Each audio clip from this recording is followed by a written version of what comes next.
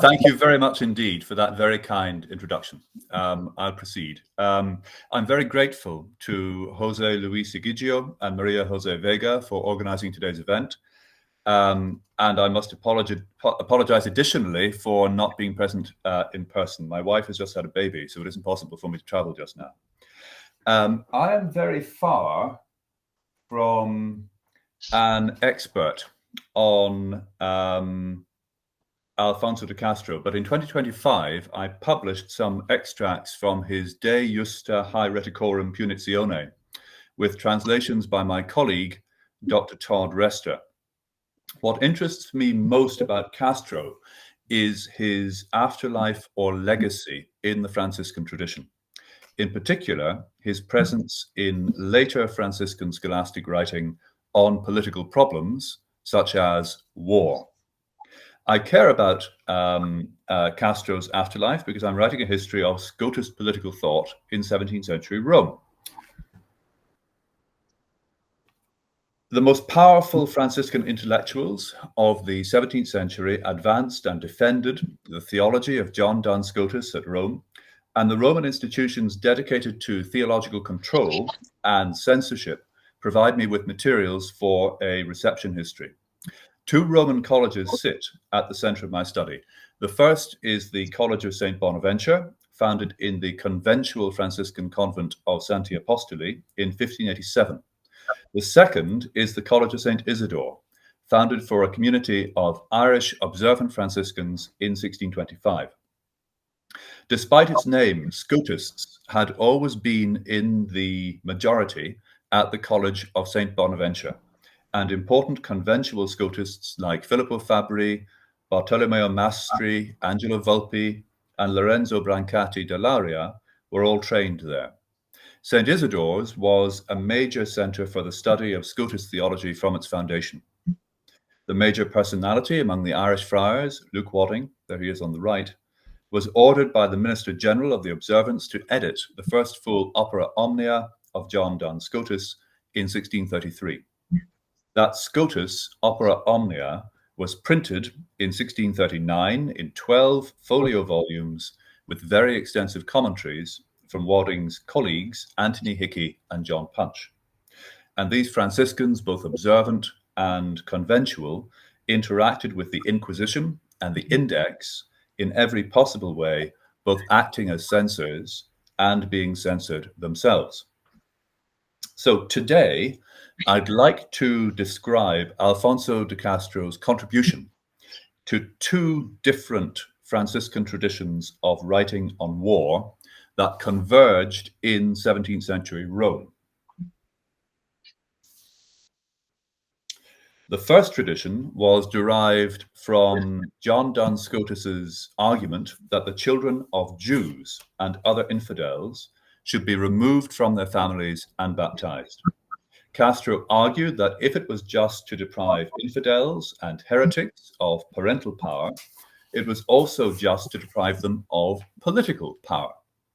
This tradition received further development from John Punch, 1600-1661, who worked in Rome during the 1630s and 1640s, and also from Cardinal Lorenzo Brancati dell'Aria, 1612-1693, in his commentary on Scotus, printed at Rome in 9 volumes between 1653 and 1682. The second tradition was derived from the typology of biblical wars composed by Nicholas of Lyra and developed further by John Mayer. Castro insisted that the prosecution of idolatry and the prosecution of apostasy were the first and best causes of just war. This argument was also endorsed by Cardinal Brancati. Brancati did not receive de Castro's work without reservations. The Spanish jurist's regalism was not entirely acceptable in later 17th century Rome. There's some preliminary work I'd like to do before turning to Castro and his reception in detail. In part 1 of my paper, I would like to insist on the importance of the Franciscans as a global force during early modernity. Now, this might seem to be so obvious as to be eccentric, But I'm an historian of political thought, and my colleagues have very often ignored Franciscans in favor of Dominicans and Jesuits. I'm curious to know if my framing of the Franciscans' importance seems reasonable to this audience here in Madrid, or whether I'm neglecting anything or exaggerating in some respects. In part 2 of my paper, I will outline the Scotist revival of the 16th and 17th centuries, because on the evidence of the De Justa Haereticorum Punitione, I think it is important to identify Alfonso de Castro as a follower of John Duns Scotus. In part 3 of my paper, I will briefly summarize Castro's arguments. Castro's vision of politics and empire was rather different to that of the Dominican school of Salamanca. He was happy to argue that infidels lost their worldly dominion, and he saw the divinely commanded wars of the Old Testament as viable models for war in the contemporary world. In part 4, I will review the reception of Castro and the two Franciscan traditions to which he contributed in the work of Cardinal Lorenzo Brancati dell'Aria, the most powerful Roman Scotist of the later 17th century. Then I will conclude. So part 1, why should an historian of political thought care about the early modern Franciscans? Such a scholar should care, in short, because they were a global religious brotherhood deeply entangled in European political power, and they outnumbered the Dominicans and the Jesuits. Founded in the 13th century among the followers of St. Francis of Assisi, the Franciscan order dedicated itself to an active ministry within Europe's re-emerging urban society and to the imitation of Christ's poverty. These efforts to spread the gospel, live in society, and own nothing often pulled the order in contradictory directions and generated internal conflict. In 1517, Pope Leo X issued the bull Ite et Vos that confirmed the order's division into observant and conventual branches. The conventuals remained important both in numbers and institutionally in Italy, Central Europe, and Poland. After 1517, there were perhaps 20,000 of these conventual friars, and their numbers appear to have remained constant through to the end of the 18th century. But it was the observant Franciscans who made their mark upon the wider world. By 1517, the observants were divided into two families of Cismontane and Ultramontane provinces, governed by a single general chapter. The Cismontane family included all those provinces of friars in mainland Italy, Sicily, Corsica, the Balkans, the Holy Land, under Ottoman sovereignty from 1516, Hungary, Austria, Bohemia, and Poland. The Ultramontane family included those provinces in Britain and Ireland, the Low Countries, Germany, France, Spain, Sardinia, Portugal, and the new province of Holy Cross in the West Indies. There were about 30,000 observants in 1517, observant friars. Each province was led by a minister general, who, along with other prominent officers, elected the minister. It was led by a minister provincial, who, along with other prominent officers, elected the minister general. These ministers general were elected alternately from each of the Cismontane and Ultramontane families. But the result in practice, due to the dominance of the Spanish monarchy in the Cismontane provinces and also in Italy, was that the observant ministers general and other senior officers were mainly Spaniards or Italian subjects of the Spanish monarch. The Iberian conquests of the 16th and 17th century saw the establishment of more ultramontane provinces in the Americas and East Asia.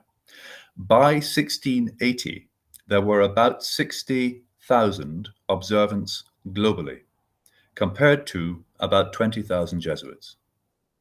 And even among the observants, that tension between worldly commitment and evangelical poverty was never resolved, so that further groups of discalced, Reformed, Recollect, and Capuchin friars emerged during the 16th and 17th centuries.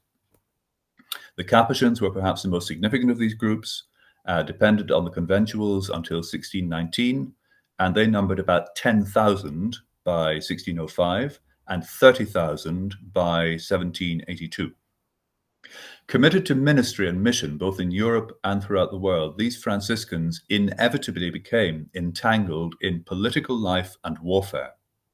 They played prominent roles at all levels of society in the Schmalkaldic Wars, the French Wars of Religion, the 80 Years' War between the Dutch and the Spanish Empire, the 30 Years' War, and the Irish component of the Wars of the Three Kingdoms.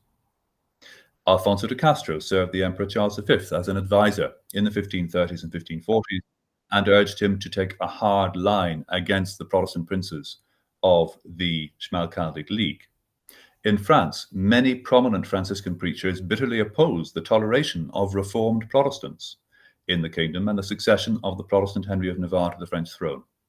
In the Low Countries, Franciscan friars often served as chaplains in the armies of the Spanish monarch. Each tercio was theoretically provided with 15 chaplains who were often Franciscans. In Ireland, the observant Franciscans were the largest of the religious orders, both at the forefront of Catholic militancy and badly split on the question of whether to make peace with their Protestant monarch in 1648. During the 30 Years' War, Franciscans were often prominent in the re-Catholicization of formerly Protestant areas, such as the Lower Palatinate.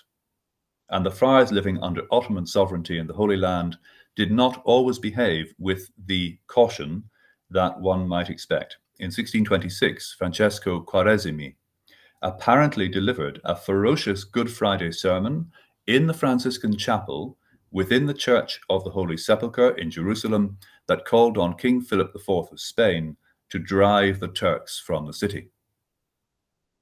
The Franciscans were deeply engaged in the Iberian conquests of the 15th, 16th, and 17th centuries. Franciscan friars were present on Columbus's second voyage of 1493, and 2 friars served as chaplains on Hernan Cortez's expedition to Mexico in 1519.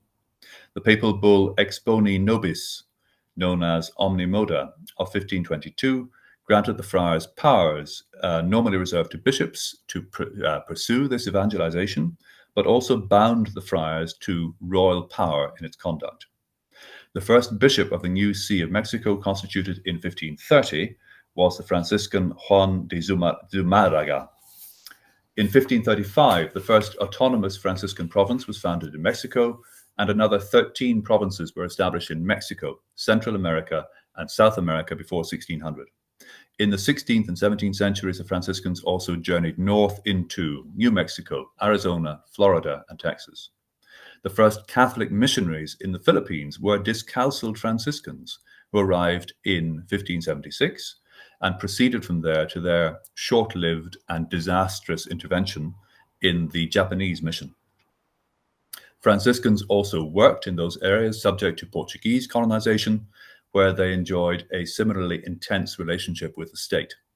Friars accompanied Pedro Alvarez Cabral when he landed in what is now Brazil in 1500, and observant and discalced provinces were established in the later 16th century. The Portuguese had also secured control of the spice routes in the Indian Ocean in the 1510s, and communities of friars were quickly established at Goa in India and Malacca on the Malay Peninsula. So, there can be no doubt of the importance of these Franciscans to the development of the European state and imperial system in the 16th and 17th centuries. The Franciscan relationship with the Spanish Empire was especially intense. Consequently, we have every reason to investigate the philosophical and theological traditions in which these friars were educated, through which they understood the world around them, and by which they legitimated their political actions. Part 2. So in the second part of my paper, I'll turn to the Franciscans and Scotism. There was a movement among the observants and the conventuals in the 16th and 17th centuries to make John Duns Scotus their leading master in theology. Many Franciscan intellectuals used Scotus to understand politics, and Alfonso de Castro was one of them. During the Middle Ages, there was considerable theological diversity among the Franciscans, as teachers made use of the work of Alexander of Hales, Bonaventure, Scotus, William of Ockham, or even Aquinas for some subjects, as seemed best to them. As Jacob Schmutz has noted, a harder Franciscan commitment to Scotus begins to emerge in the highly competitive environment of the University of Paris in the late 15th century. This developed further during the reorganization of the Spanish universities, which meant that the new University of Alcalá and the reformed University of Salamanca were obliged in theory to teach the three theological ways or traditions of Thomism, Scotism, and Nominalism. As Isaac Vasquez has pointed out, this balance was not always maintained in the Spanish universities, and Thomism tended to dominate. But Scotist theology was nevertheless energized. The Observant General Chapter that met at Valladolid in 1593 commanded that all teaching at the Franciscan Studia Generalia should be organized around Scotus, so that the teachers of logic and philosophy should teach those authors most easy to reconcile with Scotus, and teachers of those destined to take theology degrees should strive over their four-year degree, the four-year course, to explicate all four books of Scotus's commentaries on the sentences. Finally, competition between the religious orders in Counter-Reformation Rome, which in the 16th century was becoming for the very first time the place where orthodoxy was determined for the Catholic world, meant that Franciscan theologians were obliged to coalesce around a master in theology who would allow them to defend their way of being religious against critics. The Franciscan Pope Sixtus V founded the College of St. Bonaventure in Rome for the conventual Franciscans in 1587, and while the original statutes did specify an exclusive focus on Bonaventuran theology, and some regents did publish theology in the Bonaventuran mode, private study of Scotus was always intense, and the most accomplished and famous graduates were all Scotists. Rome also saw the foundation of the College of St. Isidore by the accomplished Irish observant friar Luke Wadding, in collaboration with the Minister General Benignus of Genoa in 1625. In addition to training Irish friars, the friars at St. Isidore's pursued Scotist scholarship at a high level. In 1633, the Observant General Chapter at Toledo commanded that teachers of philosophy or theology should be permanently deprived of their positions if they turned away from Scotus's doctrine directly or indirectly, by word or in writing, and commanded that the complete works of Scotus should be printed in folio to furnish the provincial libraries of the order. Wadding was given this task, and his edition of Scotus's Opera Omnia, completed with the assistance of Anthony Hickey, John Punch, and others, was printed at Lyon in 1639. The conventuals definitively imposed Scotus as their master of theology, from 1620, and this was enforced on the lectors in their studia through a rigorous system of reporting and surveillance. Now, Scotus was not the favored theologian of the entire Franciscan family. From the 1560s, the Capuchins clearly preferred St. Bonaventure as their master. However, the observant and conventual Franciscans certainly tried to institutionalize the study and defense of Scotus in response to movements in ecclesiastical politics during the 16th and early 17th centuries. Now, what is the current state of scholarship on this early modern Scotism? As we all know, there are many excellent studies of medieval Franciscan theological writings that touch on political and economic matters. The poverty controversy and the Franciscan analysis of lordship, rights, and economics that emerged from that controversy have attracted fine and able scholars. There are excellent studies of Franciscan education that stretch into early modernity. Bert Roast's work is indispensable. Historians of philosophy have created a detailed map of Franciscan contributions to the development of metaphysics in Europe. And there is also an extensive history of metaphysics for the Americas that is structurally similar to the European one. But my own discipline is the history of political thought. And considering the heavy Franciscan involvement in politics, we are only just beginning to analyze that early modern Scotist theology that touches on politics. Daniel Schwartz's work here is trailblazing. The reasons for the neglect of this history until now include the preoccupation of both Anglophone and continental scholars with the School of Salamanca, due to its links to English proto-liberalism and also international law.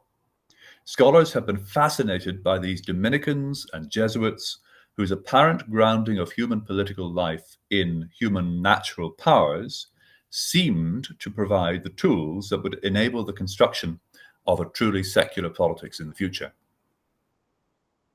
There has thus been very little discussion of Scotism by historians of early modern political thought. There are no studies of which I'm aware of the French Wars of Religion that really take Scotist scholasticism seriously as an intellectual tool among the French Franciscans, for example. Studies of the friars, most famously by Denis Crozet, attend to Franciscan invocations of the end of the world, but not to Franciscan writings on the obligation of the prince to prefer the right of God to the right of humans. Those studies of the Franciscan intellectual contribution to the Spanish conquest of the Americas that are best known to English speakers also ignore Scotist scholasticism and political thought. Studies by scholars like John Leddy Phelan and George Baudeau have been sharply criticized by Lino Gomez Canedo for focusing on Franciscan millenarianism while neglecting every other aspect of Franciscan intellectual life. Now, if we return to the Middle Ages for a moment, there are scholars of the political thought of John Duns Scotus himself who have tried to evade traditional Thomism and its tendency to ignore or deprecate Scotus's political thought. Maurice de Gandillac, Roberto Lambertini, Alan Walter, Luca Parisoli have offered their readers a liberal Scotus, whose Augustinian account of the origins of human society was intended to make property optional for humans. Since dominium, which included property, was artificial and not natural, humans could choose to own property or, like the friars, choose not to own it. It has been argued that later medieval Franciscans developed this doctrine into a sophisticated account of proto-capitalist market society. But these historians who see a liberal Scotus neglect his support for the forced conversion of the Jews. This reluctance to look Scotus's anti-Judaism squarely in the face received fierce criticism from Elsa Mamoutsine and Sylvain Piron in 2004. Indeed, Mamoutsine and Piron argued that it was Scotus's affirmative answer to the question whether the children of Jews and unbelievers might be baptized with the parents unwilling that was in fact the center point of Scotus's political thought. In this question, Scotus argued that while the Jewish parent did have a natural right in their child, God's right in the child was greater, and since the job of the prince was to resolve clashing rights, the prince should baptize the child. The reception of Scotus in the 16th and 17th centuries, including his reception by Alfonso de Castro, provides good evidence for their thesis. And I think that the Scotist theology of the 16th and 17th centuries also disproves the argument of Jürgen Meitke that there were no more really original Franciscan political theorists after Occam. So, the evidence for a movement to institutionalize Scotism among the observant and conventual Franciscans in the 16th and 17th centuries is clear. And although there is lots of fine scholarship on the medieval and early modern Franciscans, including scholarship on their learning, the history of early modern Scotist political thought is only now being written. Now, I should clarify at this point that I do not think that Scotist theology drove friars to do things. Rather, I think that this politically orientated theology can tell us what the friars thought about what they were doing and how they legitimated what they were doing to themselves and to the novices that they were teaching within their order. Now, in part 3, I will turn to a distinguished Scotist theologian. Alfonso de Castro's De Justa Haereticorum Punitione was first printed at Salamanca in 1547. The first book defined heresy in all of its different ramifications. The second book explained that it was right to punish heretics and explained how this should be done. This included depriving heretics of all political power, property rights, and parental power. It was here that the theology of John Duns Scotus was useful to Castro. Scotus had argued in his early 14th century Sentences commentary that the children of Jews and other unbelievers should be baptized even if their parents were unwilling, because the prince's job was to resolve clashing rights. And in this instance, the rights of the Jewish parent clashed with the rights of God in the child. Scotus argued that the parents too could be forced to accept baptism by, quote, threats and terrors, unquote. He added 2 qualifications. First, it should not be done if there was a risk that the parent might kill their children. And, second qualification, it should not be done if the prince were unable to provide for the religious upbringing of the children, the religious education of the children.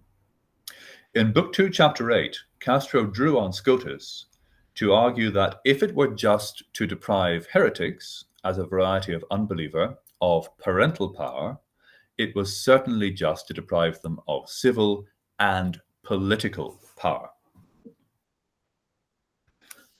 According to Castro, the Scotists judged that the children of unbelievers who were baptized without parental consent by the command of the prince should immediately after baptism be removed from the parents' care and power, lest remaining with their parents they should be drawn into the same error of unbelief by which the parents have been infected.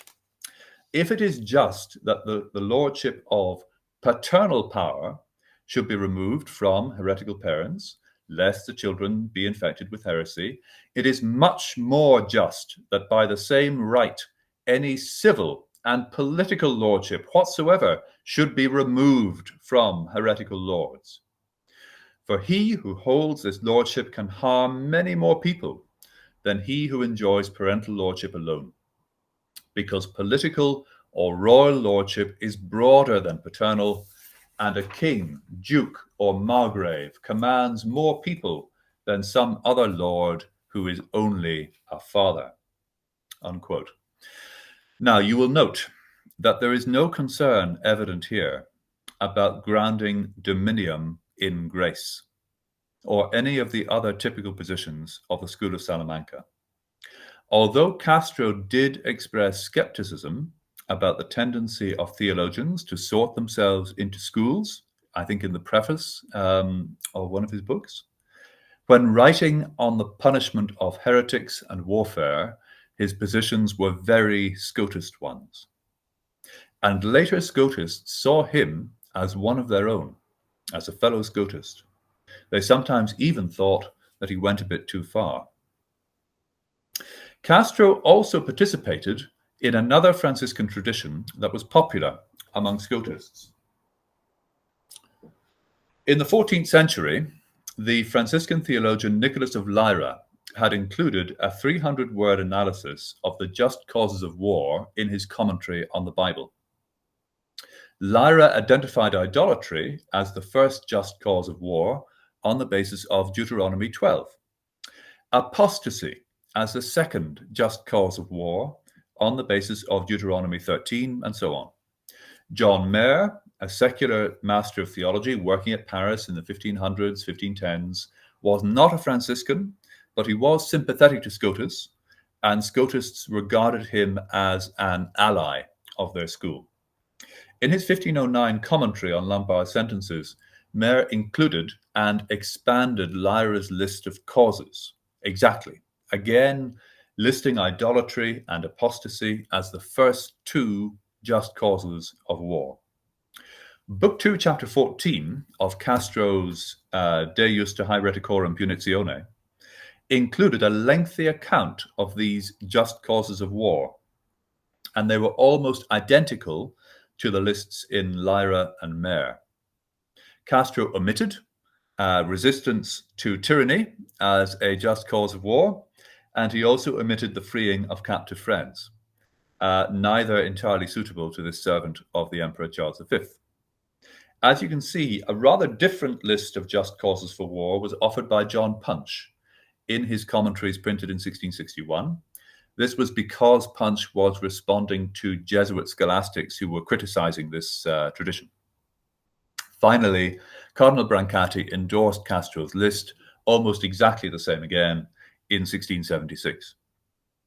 So what did Castro mean when he listed idolatry and apostasy as the first causes of just war? Castro thought, citing Lyra, that Deuteronomy 12:2 was God's command to wage war on idolatry. And it was this divine command that the kings of Spain obeyed in their wars against the barbarian peoples of the Americas. Castro did qualify this by writing that such barbarians should be offered the opportunity of allowing preachers to enter their territory, and if they did so, there could be no just cause of war. And in the 1568 edition of his book, edition of the De Justa Haereticorum Punitione, Castro extended this qualification by several hundred words and insisted that the warning should not be a trivial or perfunctory one. With regard to apostasy as a cause of war, Castro cited Deuteronomy 13:12 and stated explicitly that this divine command was a divine command to wage war on pertinacious heretics. According to Castro, this was the war that Charles V was fighting in Germany. Obviously, these conclusions are very different to those that we associate with the School of Salamanca, with the Dominicans and the Jesuits. Franquista Vittoria's Relectio de Jure Belli of 1539 denied that difference of religion could be a just cause of war. And in the first volume of Luis de Molina's De Justitia et Jure of 1593, Molina attacked Mare and Castro specifically on this point, insisting that these divine commands were limited to that time and place and were not universal. Francisco Suarez posthumously published Opus de Triplici Virtute Theologica of 1621 took a very similar line. Suarez concluded that all titles of war proper to Christian princes were founded in the law of nature, because the law of grace did not destroy the law of nature, but perfected it. So, not only is the first tradition to which Castro contributed, that concerned with forced baptism, a specifically Scotist one, but this second tradition, concerned with the divine command to wage war on idolaters and apostates, also seems specific to Franciscans, to the Franciscans and their allies. In politics, Castro was a Scotist theologian. And naturally then, Castro was not unique among 16th century Franciscans in employing Scotist arguments. As we know, when Castro wrote about the punishment of heretics, he was defending the policies of the Emperor Charles V in the aftermath of the Battle of Mulberg on the 24th of April, 1547. Very similar arguments were advanced by the Franciscan Juan Forche, who worked in Mexico City between the 1540s and his death in 1572. He is the fourth chapter of our book. Forche served Martin Enriquez de Almanza, Viceroy of New Spain in the 1570s, on a theological council on the justice of the Chichimeca War. Like Castro, Forche endorsed Scotus's argument that the Christian prince of unbelievers must remove children from infidel parents and baptize them by force. Scotus had written that pagan adults could be forced to convert by, quote, threats, and terrors, unquote. Fauchet expanded this, arguing that pagan adults under the jurisdiction of a Christian prince might be compelled to the faith by, quote, threats and terrors, injuries, and slavery, unquote. Both Fauchet and Castro possessed a vision of empire very different to that of the School of Salamanca. So part 4. In the fourth part of my paper, I will turn to Castro's reception in 17th century Rome. The incorporation of Castro's work into a distinct Franciscan tradition of forced evangelization depended to a large extent on the Scotist revival. As I explained above, this revival meant the institutionalization of Scotus's theology in Franciscan education, especially in Rome. Now, John Duns Scotus never wrote a commentary on the ethics or politics, never wrote a treatise on kingship, and so a Scotist political theory had to be extrapolated from parts of Scotus's sentences commentary that addressed restitution, natural law, baptism, and so on.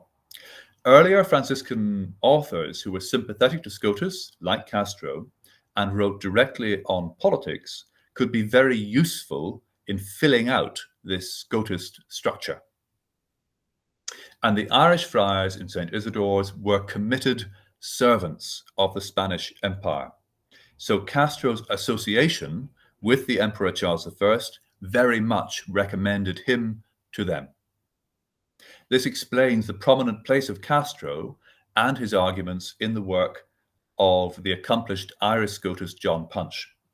Now, I've written about Punch extensively elsewhere, so I won't repeat all of that. In short, Punch was teaching a very aggressive theory of holy war to his students in St. Isidore's, Rome, during the early 1640s.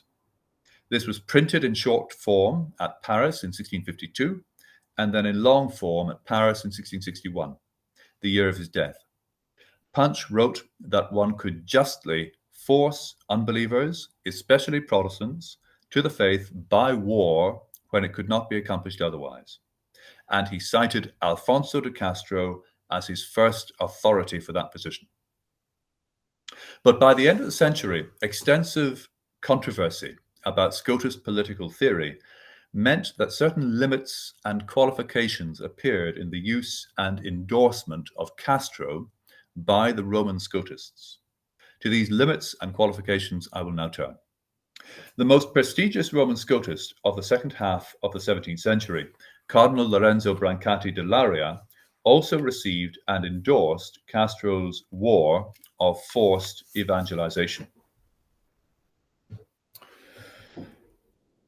Brancati was an Italian conventual Franciscan who graduated from the College of St. Bonaventure in 1637. He taught at conventual studia throughout Italy before obtaining the chair in Holy Scripture at the Sapienza in 1654, a position he held until the 1680s. He was nominated consultor and qualificator at the Inquisition in 1658 and prefect of studies at the Collegio Urbano de Propaganda Fide in 1665. Brancati was a prominent voice at the Inquisition, and Francesco Costa has noted his contributions to the controversies over the Immaculate Conception, Jansenism, and Quietism. So all of the most difficult theological problems to come before the Inquisition, Brancati was at the heart of them. Brancati was appointed keeper of the Vatican Library in 1670. Innocent XI created him cardinal in 1681, and he died in 1693. Brancati's major theological work was a commentary on Scotus printed at Rome in 9 volumes between 1653 and 1682. Brancati's 1653 volume contained a defense of Scotus's doctrine of forced baptism. The 1673 volume explored the right of the church to use force in evangelization. And the 1676 volume argued that just wars could be fought for religious reasons. In each case, Brancati defended traditionally Scotist positions, but with much more caution than Scotists earlier in the century. I'll describe the arguments of 1653, 1673, and 1676 in turn. It was in 1676 that Brancati cited Castro explicitly, But in each case, Brancati softened traditional Scotist arguments on evangelization and war. Writing in 1653, Brancati endorsed Scotus on forced baptisms, but with limitations and qualifications. While Scotus had suggested that these measures might be taken against all unbelievers, Brancati was careful to rule out heretics and schismatics. And so European Protestants were exempt from this kind of forced evangelization. Brancati argued that when Scotus wrote about the forced conversion of adults, he did not say that this should be pursued without concern for religion and justice, both of which might discourage but not exclude forced conversion. And Brancati also emphasized Scotus's two conditions. Brancati emphasized these conditions and qualifications because, as he said it himself, Scotus's original argument might seem to prove too much. Someone might argue, Brancati wrote, that if one followed Scotus's logic, all infidels, whether children or adults, would have to be baptized by the prince because God's right must be preferred to the inconvenience of any creature. And indeed, the prince would be obliged to war down the cities of the infidels and to declare a just war on them for that motive alone, namely that of religion, lest they combine and rage against God with impunity. So what is going on here is that Brancati is reacting to the holy war arguments of his fellow Scotists, including Castro, and also to the criticism of these arguments by the Jesuits. Brancati qualified Scotus's argument carefully because he could approve of the confiscation of Jewish children from their parents for baptism under certain circumstances, but at the same time, he did not want the doctrine to undermine all non-Christian government. Brancati's position on the use of force in wider evangelization projects remained similarly Scotist and also cautious. The volume of Brancati's commentaries that was published in 1673, De Fide, constituted a wide-ranging treatise on missiology.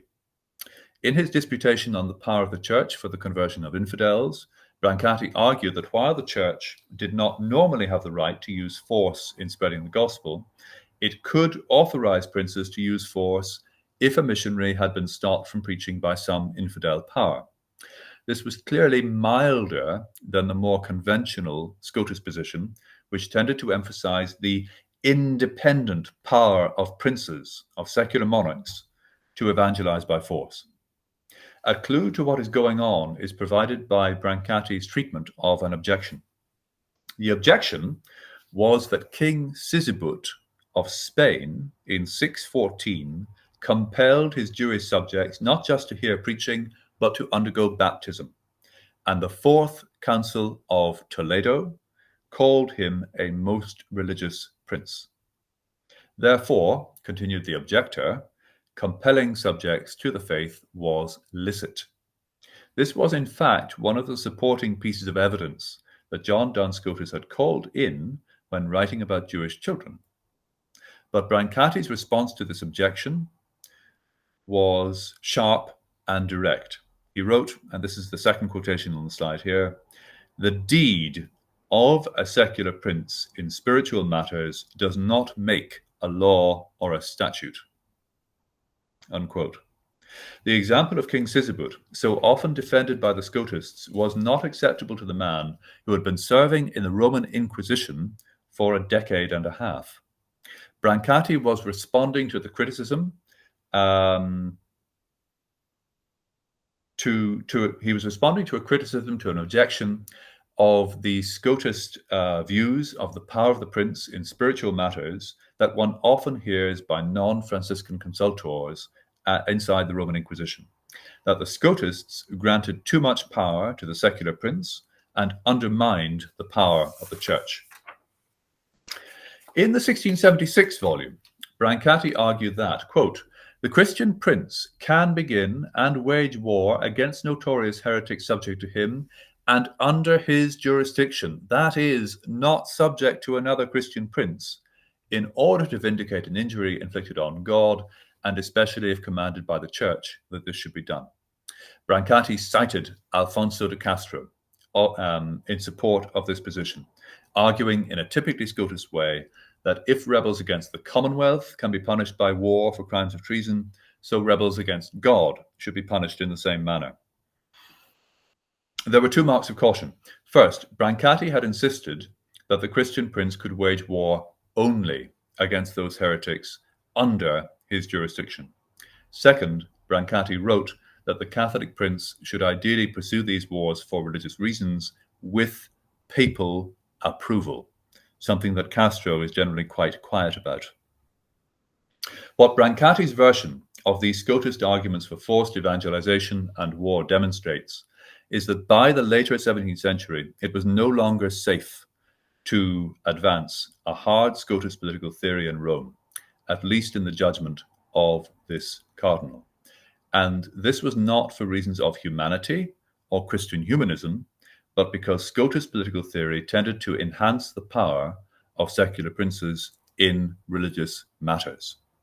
This was not acceptable in the Inquisition, as Brancati very well knew. So I will conclude. Alfonso de Castro was a creative Scotist theologian with a legacy that lasted into the 17th century. The Scotist revival of the late 16th and 17th centuries was interwoven with the fortunes of the Spanish Empire. The Franciscans were a vital part of that empire, and the Spanish monarchy's own honor became implicated in the defense of Franciscan and Scotist theology, as in the case of the Immaculate Conception. The regalism that was very easy to deduce from Scotist theology also suited Spanish Franciscans very well, as their own efforts to evangelize the world depended on their intimate relationship with the empire. It was in this context that Castro contributed to two Franciscan traditions of writing on warfare. The first developed Scotus's remarks on the forced baptism of Jewish children to create a theology of forced evangelization and royal power in spiritual matters. This was a theology that obliged the secular prince to intervene in religious matters in order to defend the right of God. The second tradition developed Nicholas of Lyra's typology of biblical wars in order to suggest that idolatry and apostasy were the first and best causes of war. Castro was not the only 16th century Franciscan in the Spanish Empire to employ these traditions. Juan Fauché, working in Mexico City, did too. But Castro's prestige and clarity made him important to the Roman Scotists of the 17th century. John Punch endorsed Castro without reservation and used him to support his own doctrine of holy war against Protestants in Europe. Cardinal Lorenzo Brancati da Lauria, deeply engaged in the work and culture of the Roman Inquisition, engaged with Castro, made use of Castro much more cautiously. By the late 17th century, when Brancati wrote, Castro's Scotist regalism was no longer entirely safe in Rome. Thank you very much, ladies and gentlemen, for your attention.